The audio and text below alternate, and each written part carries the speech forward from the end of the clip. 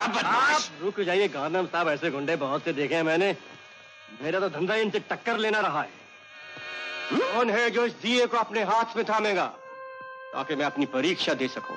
सारी जरूरत ही क्या है कि पराए मुल्क में आके अपनी बात करो? तुम बेगाने हो या बेगाने रहोगे? हमें 7 बजे आएगा, उसके बाद हम चीयर्स करेगा। साल 1970 में आई मनोज कुमार की पूर्व और पश्चिम को कौन भूल सकता है, जिसमें बड़े ही खूबसूरत तरीके से पश्चिमी सभ्यता में रम चुके भारतीयों को भारतीय सभ्यता याद दिलाना और उनकी वतन वापसी जैसा कुछ दिखाया गया था।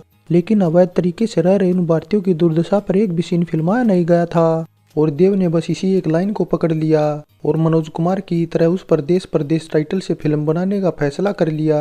29 जून 1978 को आई फैमिली ड्रामा से भरी इस फिल्म में लीड कास्ट में खुद देव आनंद, टीना मुनीम, प्राण, अजीत खान, प्रेम चोपड़ा, अमजद खान, सुजीत कुमार, महमूद, एक के हंगल, श्रीराम लगो और बिंदु के अलावा कई और कलाकार नजर आए थे। फिल्म के निर्माता, निर्देशक और कहानीकार थे खुद देव आनंद।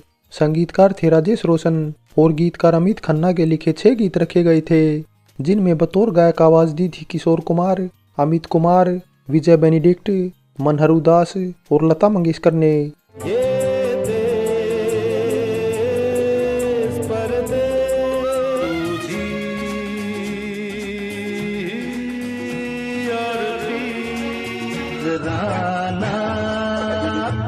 भेजा किसी ने प्यार का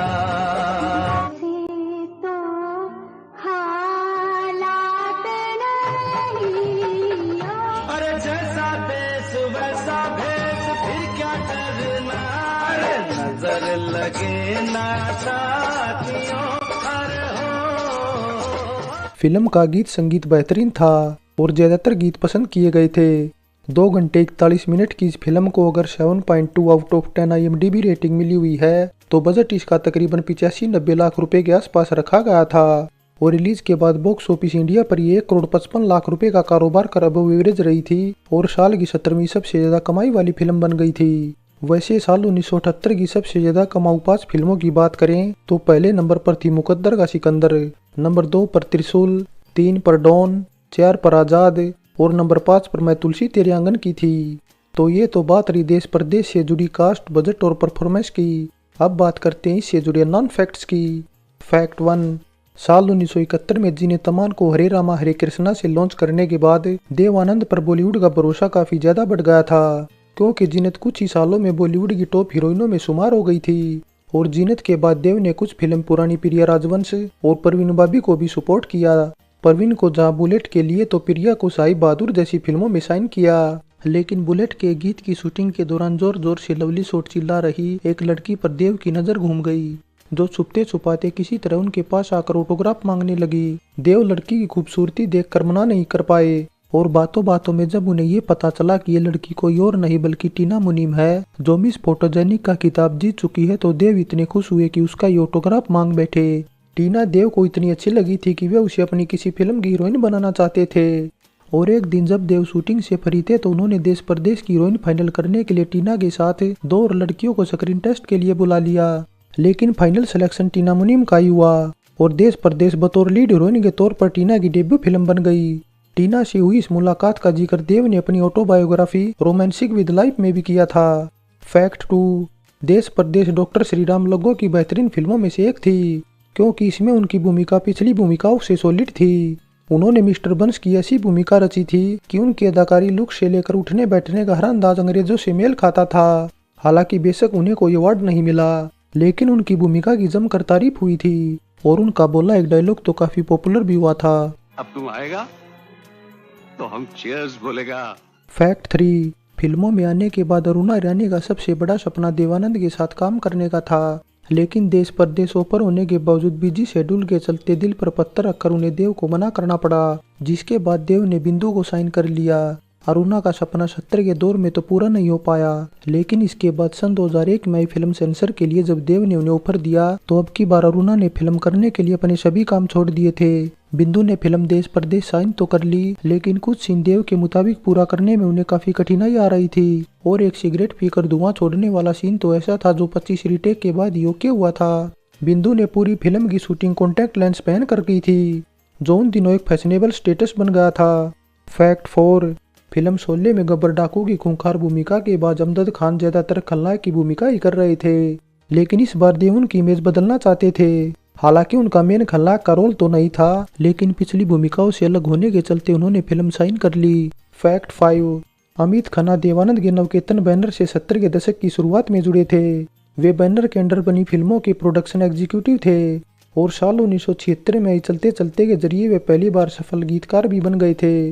बस इसी वजह से देव ने देश परदेश में उन्हें एग्जीक्यूटिव प्रोड्यूसर के साथ गीत लिखने का भी जिम्मा सौंप दिया और साल 1976 में जूली का धमाकेदार संगीत तैयार कर फिल्म फेयर अवार्ड पर कब्जा जमाने वाले राजेश रोशन को पहली बार साइन कर लिया। दोनों की जोड़ी ने देव के लिए यादगार गीत बनाने के लिए कोई कसर नहीं छोड़ी, लेकिन जब अवार्ड की बारी आई तो केवल राजेश रोशन को ही नॉमिनेशन मिला।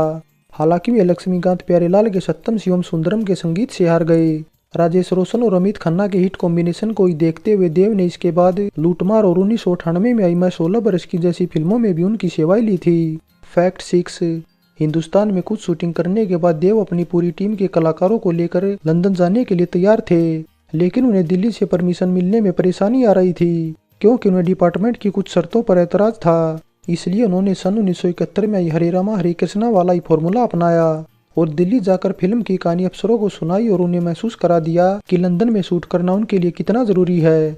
बस फिर क्या था, उन्हें परमिशन मिल गई और लंदन की टिकट कटा ली, लेकिन लंदन में भी उन्हें शूटिंग करने में काफी परेशानियां झेलनी पड़ी और थोड़ा बहुत पैसा भी बहाना पड़ा। फैक्ट 7 शूटिंग शेड्यूल लंदन पहुंचने के बाद भारतीय कम्युनिटी से जुड़े कुछ कलाकारों को वहीं से हायर किया जाना था, इसलिए अखबारों के माध्यम से इश्तिहार दे दिया गया, जिस वजह से कैम्ब्रिज यूनिवर्सिटी में पढ़ रहे 21 साल के करण थापर जो देव के बड़े फैन थे पता चलते ही उनसे मिलने पहुंच गए। कुछ ही घंटों में करण देव से इतने घुल मिल गए थे कि उनके कहने पर नदी किनारे अपनी प्रेमिका से किसिंग सीन करने को भी तैयार हो गए। हालांकि देव के मुताबिक सीन पूरा करने के लिए उन्हें 25 रीटेक देने पड़े थे। फैक्ट 8 देव मेन खलनायक की भूमिका पहले डैनी जंजोपा को देना चाहते थे। उन्हें ऑफर भी दिया गया था, लेकिन डैनी ने मना कर दिया क्योंकि उन्हें लगा कि क्लाइमैक्स में देव उनकी बुरी तरह पिटाई करें, ये बात ऑडियंस को हजम नहीं होगी। डैनी अगर फिल्म में काम करते तो ये उनकी देव के साथ पहली फिल्म होती, लेकिन मना करने से देव उनसे इस कदर नाराज हुए कि इसके बाद डैनी को उनकी किसी फिल्म में एक छोटी सी भूमिका भी नहीं मिल पाई। फैक्ट 9 फिल्म न कर पाने वालों की लिस्ट में आरती गुप्ता का नाम भी शामिल है, जिन्हें मेन भूमिका ऑफर हुई थी, लेकिन 13 साल की छोटी उम्र को देखते उनके घर वालों ने देव को मना कर दिया। जिसके बाद दलजीत कौर उर्फ सोनी सिंह से भी बात की गई, लेकिन बीएस खन्ना से कॉन्ट्रैक्ट के कारण उन्होंने भी करने से मना कर दिया और लास्ट में परसीस खम्बट्टा को तो खराब हिंदी के कारण फिल्म से हाथ धोना पड़ा था। फैक्ट 10 फिल्म की कहानी पहले मनोहर मालगांवकर लिख रहे थे, लेकिन जब देव ने उनका फाइनल ड्राफ्ट देखा तो मायूस हो गए क्योंकि वे पूरी तरह कमर्शियल मसाला फिल्म चाहते थे और मनोहर की कहानी काफी गंभीर थी। इसलिए देव ने दोबारा कहानी तैयार कराने के लिए अपनी 5 करीबियों को लगा दिया और शूटिंग के दौरान उसी में थोड़ा बहुत फेरबदल कर लिया।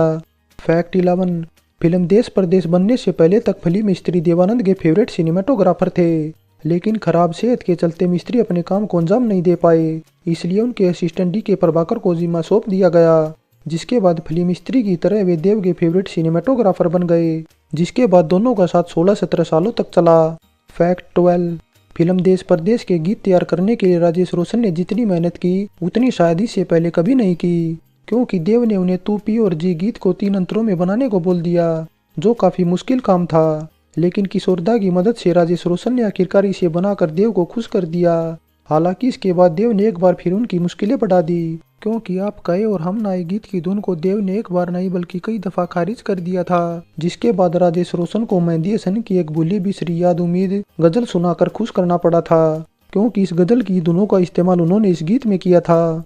फैक्ट 13 इंडियन बॉक्स ऑफिस के साथ यूके बॉक्स ऑफिस पर भी फिल्म अच्छी कमाई कर रही थी। बस इसी सफलता को देखते हुए देवानंद फिल्म को री एडिट कर इंग्लिश सबटाइटल के साथ दोबारा इसे यूके में रिलीज करना चाहते थे।